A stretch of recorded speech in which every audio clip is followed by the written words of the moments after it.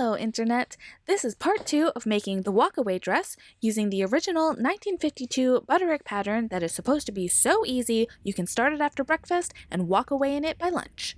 Stephanie Canada is hosting this challenge to see if this is really true, and if so, who can make this dress the fastest. Spoiler alert, it won't be me! If you haven't yet, check out my part 1 video where I size up the pattern to fit and prepare some of the materials I'll need.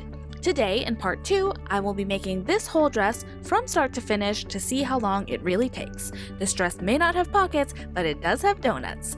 So if you like really sped up videos, picture-in-picture overlays, quite a few cat interruptions, and watching someone spiral into the depths of despair, then this is the video for you. To begin, I'll gather the materials I'll need today. I'll be using this donut fabric, which is a quilting cotton from Joann's, a straight edge ruler, some cutting and poking things, some pencils, lots of pins, the pattern pieces, some pressing tools, an iron, a tape measure, my arch nemesis, hooks and eyes, washable marker for tracing the pattern, and an absurd amount of bias binding, which I made in part 1. I will add links to where I got these materials and anything else I used today in the description.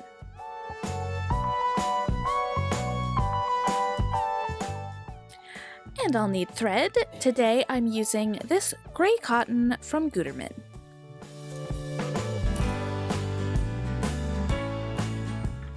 And, of course, make sure I have plenty of bobbins.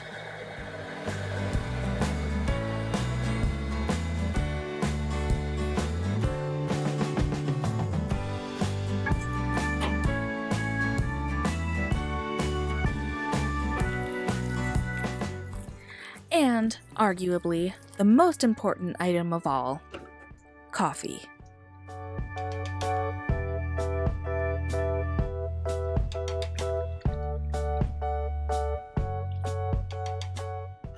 Okay, now I can start. Since this is a time challenge, I will have this wide shot time lapse showing me making the entire dress from start to finish without stopping.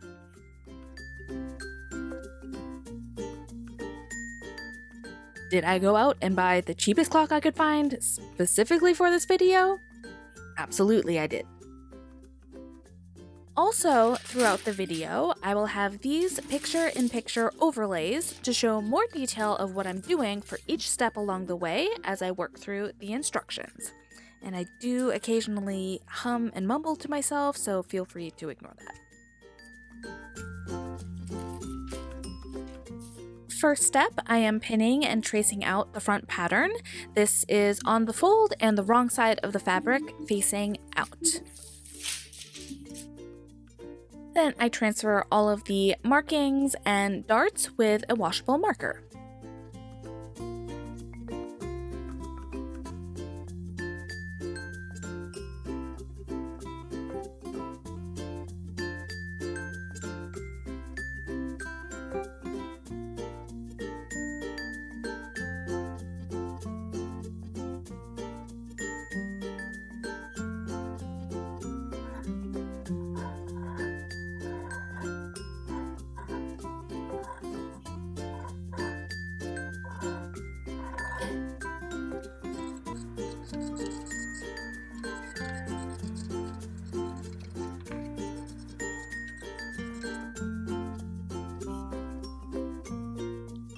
Since this is on the fold, to transfer all of those darts to the other side, I stick pins through each of the dart markings through both layers of the fabric.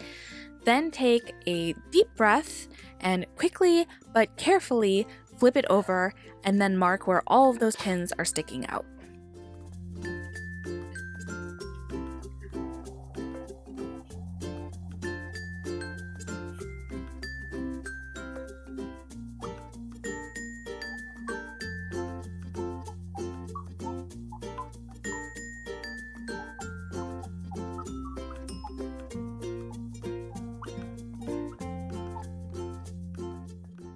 Then I remove all of the pins and very carefully check that I got them all. And the front piece is done. And here I am fiddling with this little scrap piece of fabric, thinking, hey, maybe I can use this to extend the size of the front piece or something. And short answer, no, I can't. I don't end up using this at all. And what better way to start a time challenge than to waste 10 minutes faffing about? Now, maybe a good time to mention that I don't really know what I'm doing. I have not been sewing for very long. This is only my second dress and therefore second garment ever that I have made.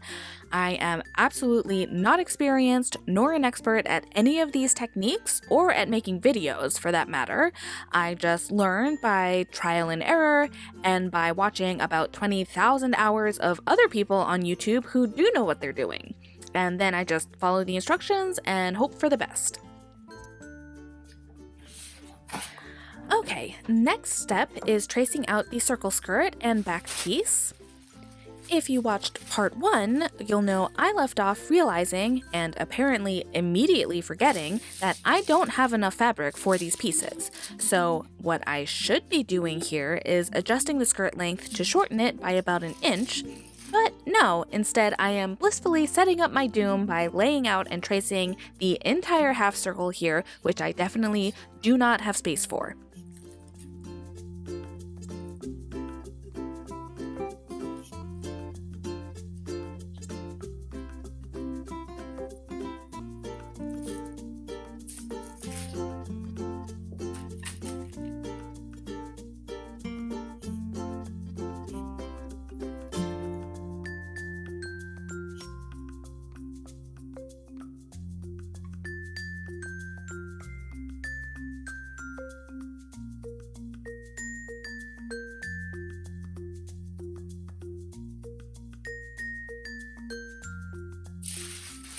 Okay, I have set my fate and am flipping the fabric over to do the other side, where I immediately realize I have created a nightmare.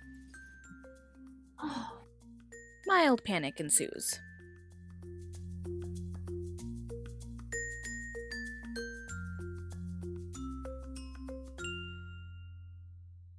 To try and fix this, I scooch the second half of the circle off the edge of the fabric by about an inch and pin and trace that out to then see how much I need to still shorten the hemlines on each side so they both fit.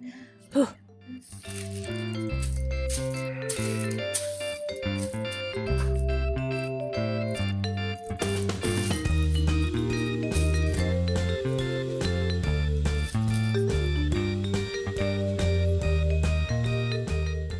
Effectively, where I need to have two separate circles laid out on the fabric, instead I have created more of a Venn diagram where the two halves overlap. And as much as I love a good Venn diagram, today is not the day for it.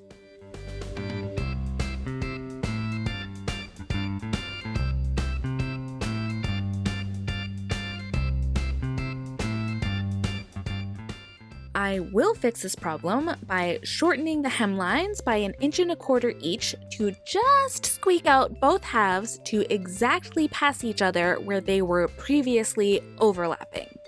This is one of the reasons why I trace out patterns instead of cutting around the paper. This would have been an even bigger disaster if I had done that. The good news is I am very short, so the skirt still falls below my knees even with a significantly shortened hemline. Okay, skirt finally fixed, I can move on to the next problem, which is the back. This should be done on the fold, but since I don't have enough fabric for that, I will do the back in 2 pieces. I do manage to remember to add seam allowance, so no problems there, but I have to lay the back pieces so one half is parallel to the selvage and the other half is perpendicular. I don't know if that matters or makes any difference, and it turns out fine in the end.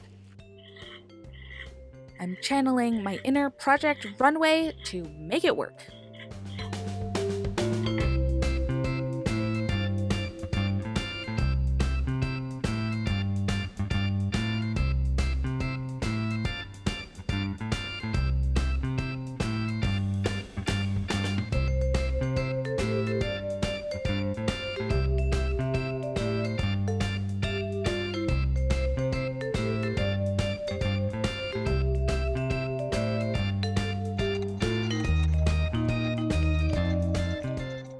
I know there are ways to cut this skirt out faster. You can fold up the fabric and cut them both out together, but since I need every thread of this fabric and can't afford any more mistakes, I am taking the extra time to cut everything out completely flat one by one.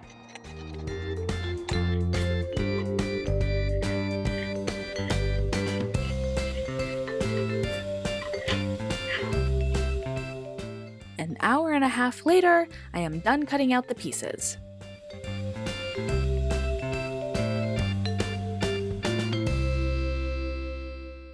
I'll tidy up a bit, get rid of all these scraps, set up the sewing machine, turn on the iron, and of course some flowers for the aesthetic.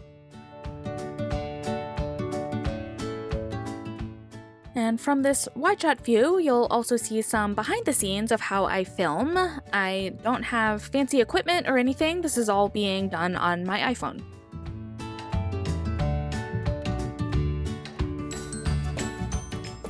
Next step is sewing the skirt halves together. I'm doing French seams, starting with the wrong size together and a 1/4 inch seam allowance for the first pass.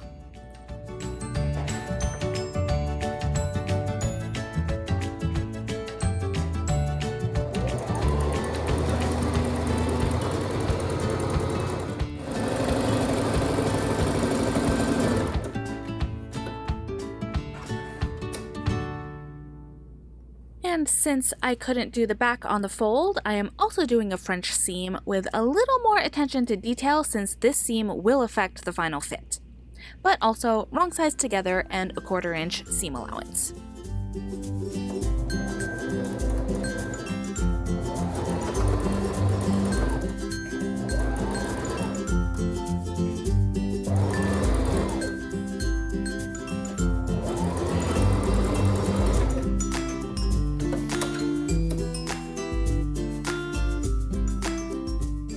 Then I trim those edges, get rid of any loose threads, flip it over, and iron it right sides together.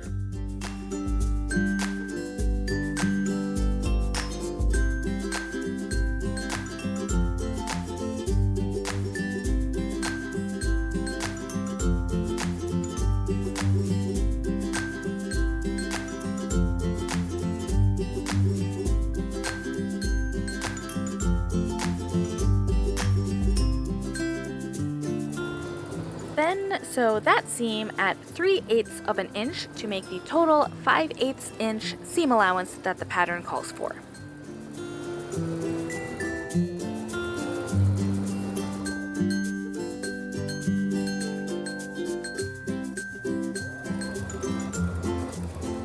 I am also zigzagging the waist of the skirt since I don't have a serger or time to do any other type of finish on the exposed seam.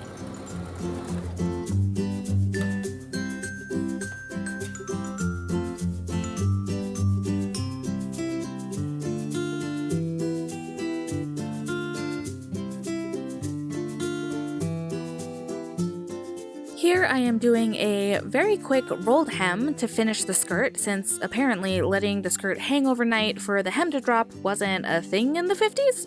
So this is the fastest way to finish the skirt today. We'll touch back on the skirt later.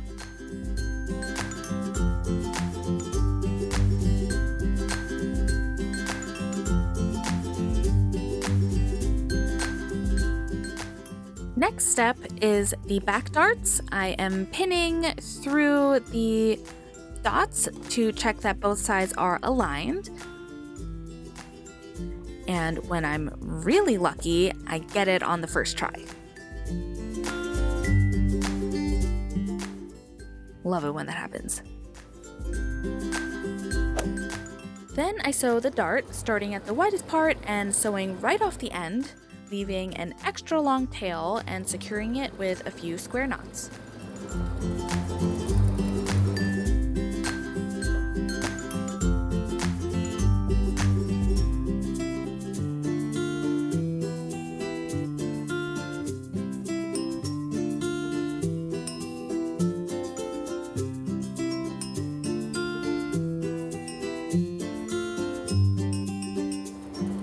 And I zigzag that waist edge to finish the back piece.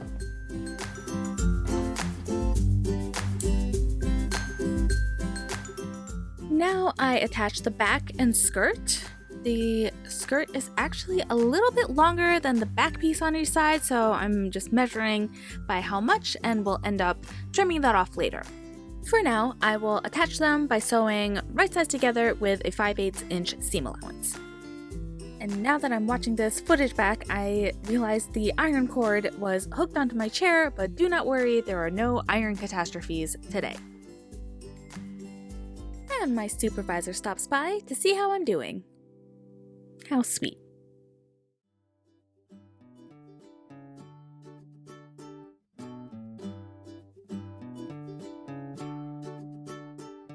But as soon as I stand up, I realize she was just coming over to steal my chair.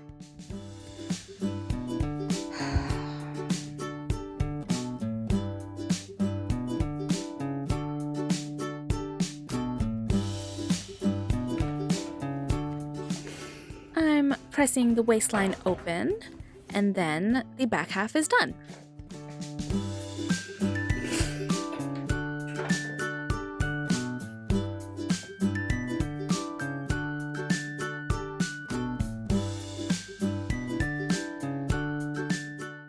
Here I'm asking very nicely if I can have my chair back.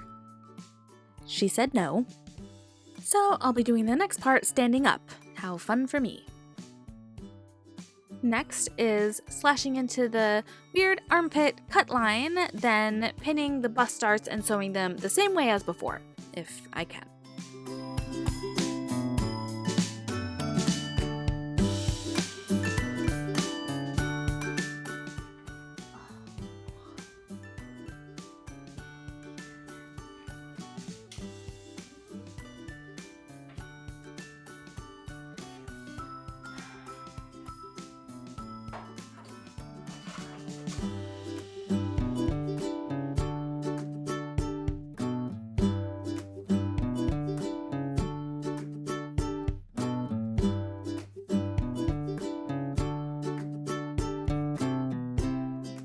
Then I press those darts down and pin the remaining front darts together. The pattern is very specific in the order of operations for this part, so I just follow what it says.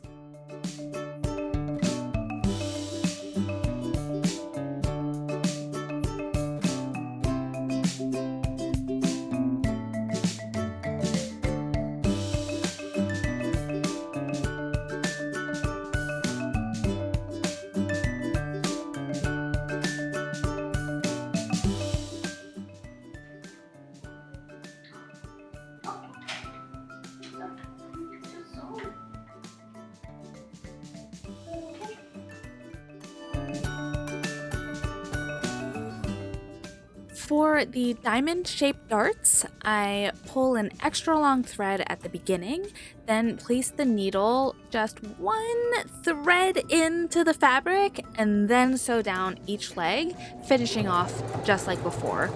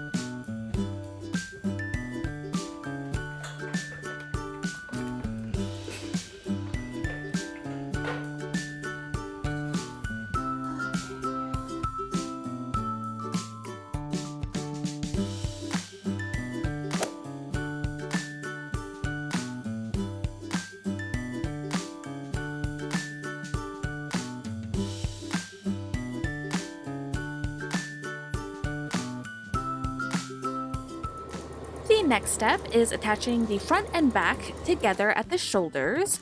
I sew them right sides together with a 5/8 inch seam allowance, and then we'll flat fill the seams.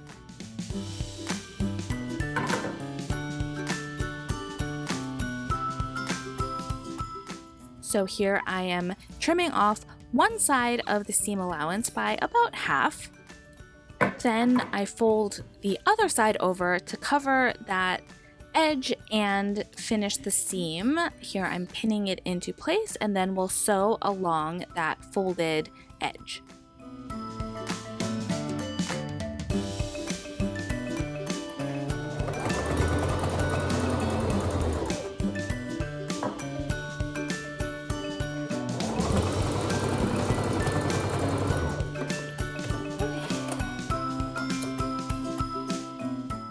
And now the dress is assembled.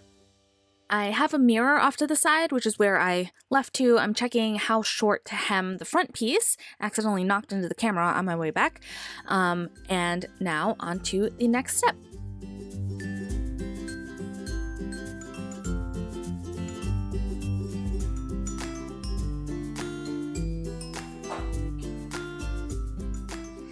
I'm just doing a simple rolled hem to finish the front.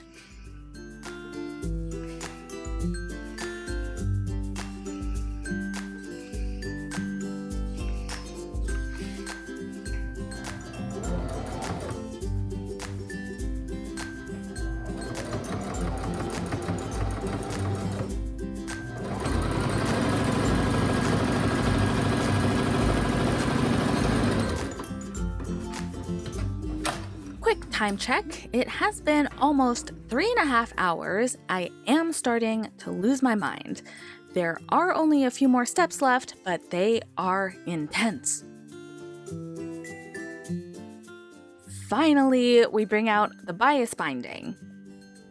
First, I prepare the piece around the neck. I'm pre-shaping it into place so that it makes it easier to assemble the next part.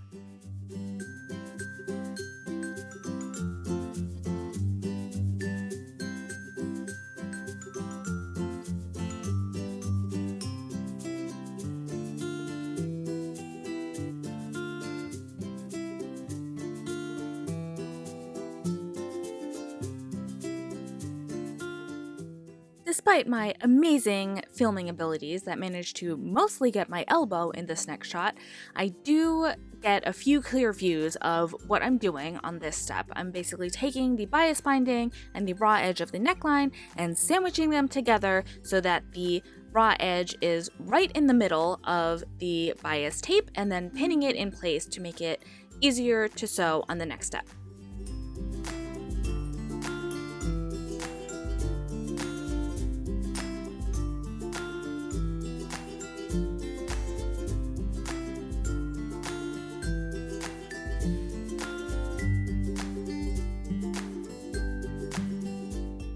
I switch to white thread to match the binding. This is also cotton, also from Gutermann.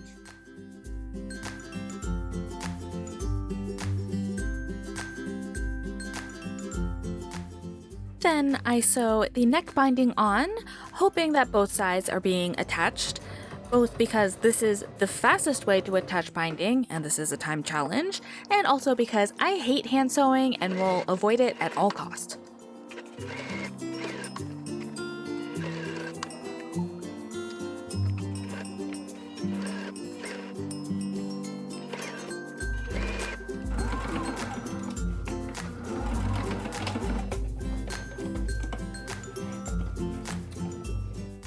Now the neck binding is finished, I give it a final press to make sure there are no weird wrinkles. And then I remember that I still need to trim off the excess from the skirt sides so that the skirt and back piece line up, so I do that quickly. And then I can attach the rest of the binding, going all the way up, over, and down each side of the dress.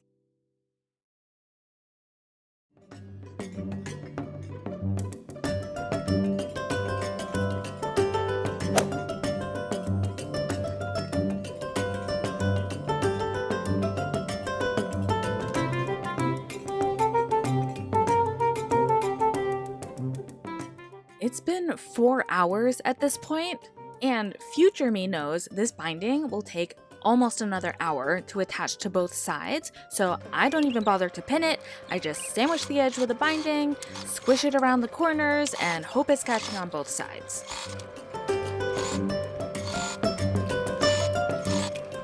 I'm so tired. I'm getting hungry. The cat has abandoned me. I'm over it. I just want this dress to be done.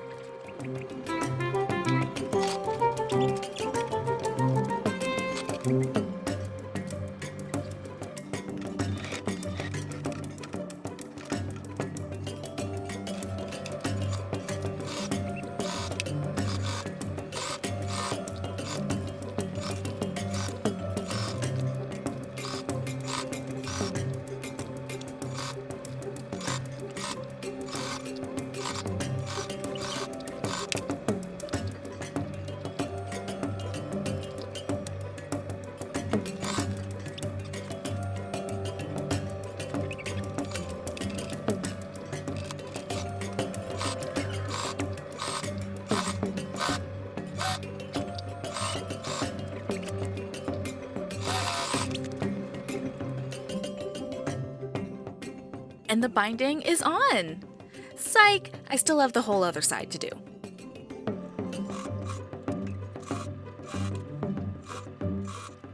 This part is sped up to 20 times speed, by the way.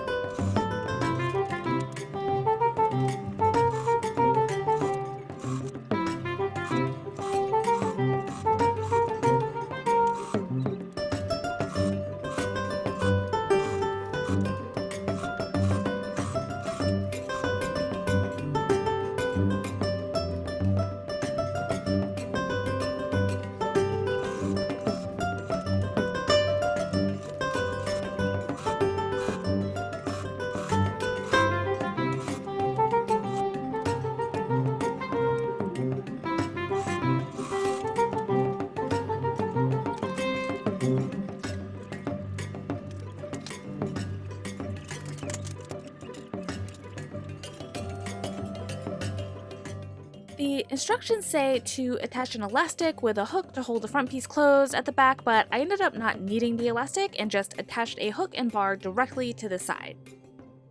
I am attaching these as if they were buttons since they're big enough to hold under the button foot. On this machine, it means I set the stitch length to 0 and zigzag just wide enough that it fits in between the spaces.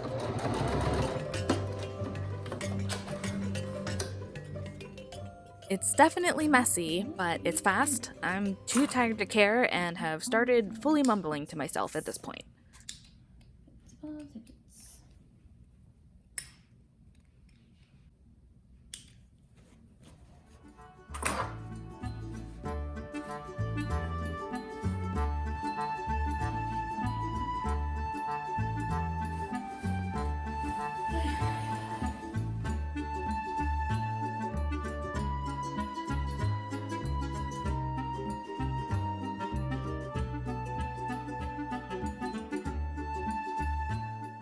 I am reaching the pinnacle of exhaustion. It's been 5 hours. I need water, but the front half is done.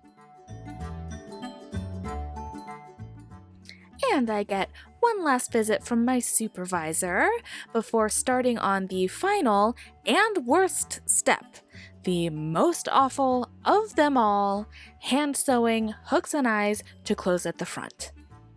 Even my tripod is over it at this point.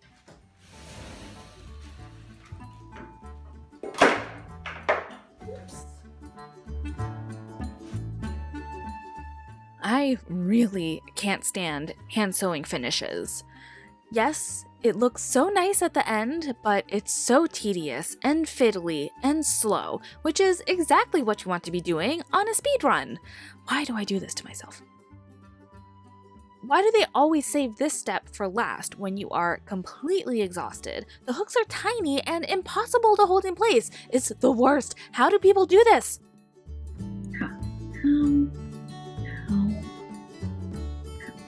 How do people do this?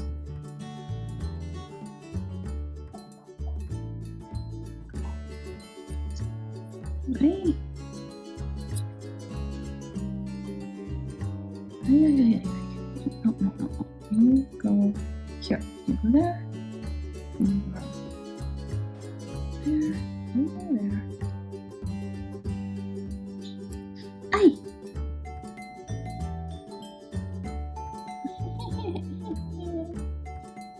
No, come on.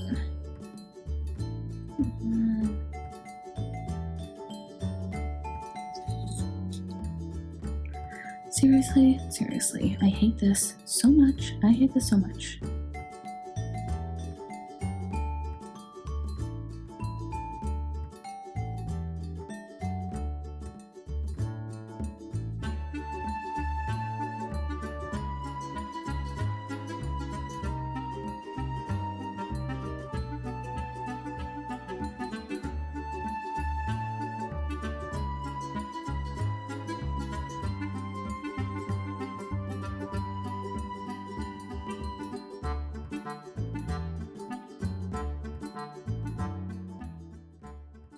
Then because I'm not having enough fun, I somehow managed to lose the needle.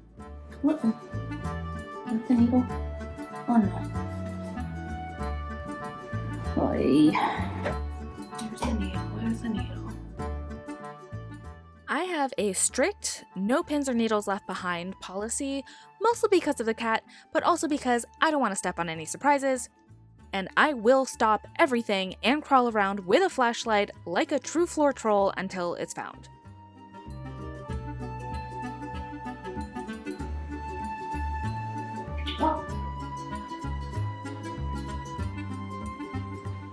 Got it.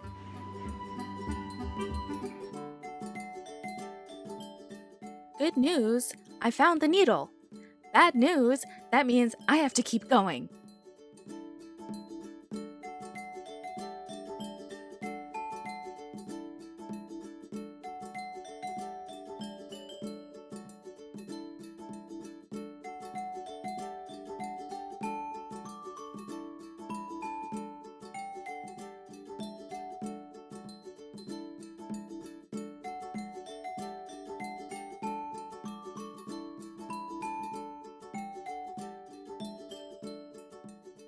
In my peak delirium, I made up a little song to get me over the finish line. So, ladies and gentlemen, please enjoy. This is the worst. This is the worst. This is the worst thing I could be doing.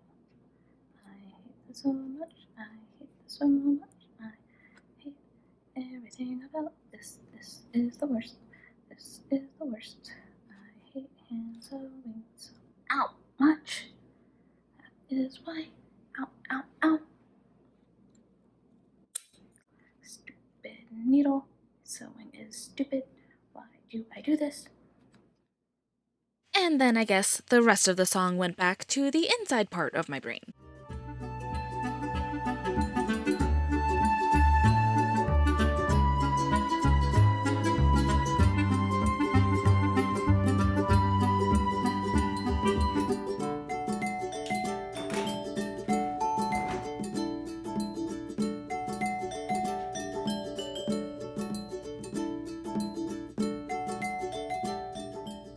I have attached the last hook, knotted the last knot, snipped the last snip, and finally, after cutting the pieces, hemming the hems, darting the darts, attaching the binding, and all of the dastardly hooks and eyes, a mere 5 hours and 37 minutes after starting, I have made a dress.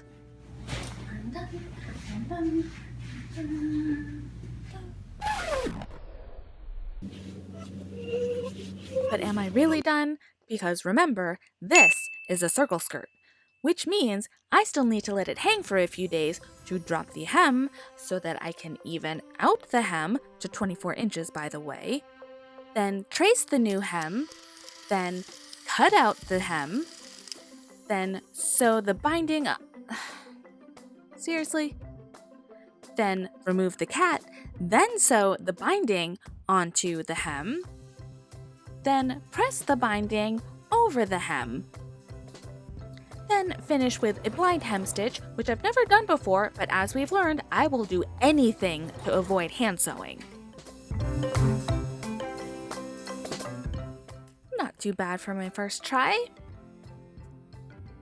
And now the dress is done. This video is already long enough, so without further ado, let's get to the reveal.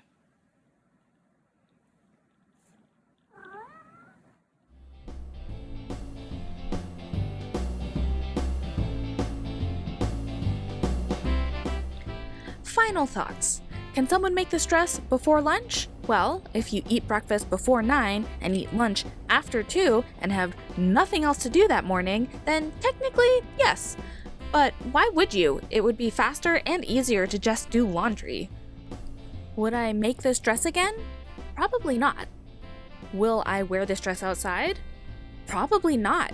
With one wrong spin or gust of wind, it feels like my behind will be fully exposed. Maybe it's just my lack of experience, but this dress does not feel secure enough to risk a public wardrobe malfunction. That being said, this is a stinkin' cute dress. I love how it came out, and I had a lot of fun making it despite all the whinging. Huge thank you to Stephanie Canada for coming up with this fun challenge. Follow her channel if you haven't already. And if you've made it this far, you're amazing. Thank you so much for watching. That's all for today, and now I'm finally off to lunch.